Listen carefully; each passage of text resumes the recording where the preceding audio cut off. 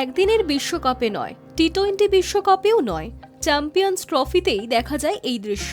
Trophy দেওয়ার আগে champion দলের ক্রিকেটারদের দেওয়া হয় সাদা রঙের ব্লেজার। সেই ব্লেজার পরে ট্রফি তুলতে হয়। রোহিত শর্মা, বিরাট কোহলিদেরও সেটাই করতে হয়েছে। কেনই সাদা ব্লেজার পরতে হয় চ্যাম্পিয়ন্স দলের ক্রিকেটারদের? 2009 সালের আগে সাদা ব্লেজার দেওয়ার রীতি ছিল না, কিন্তু 2009 সালের চ্যাম্পিয়ন্স ট্রফি থেকে এই রীতি চালু করে দক্ষিণ আফ্রিকা।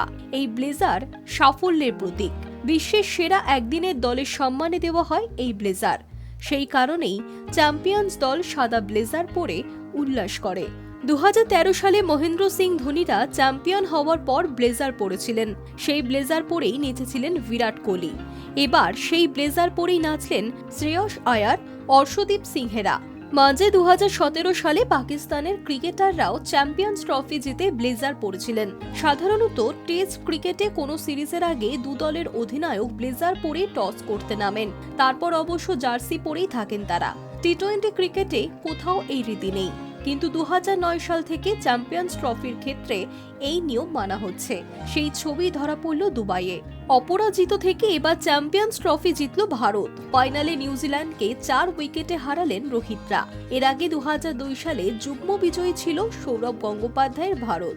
2013 সালে জিতেছিলেন মহেন্দ্র সিং ধোনি, অর্থাৎ তৃতীয়বারের জন্য এই প্রতিযোগিতা জিতল ভারত।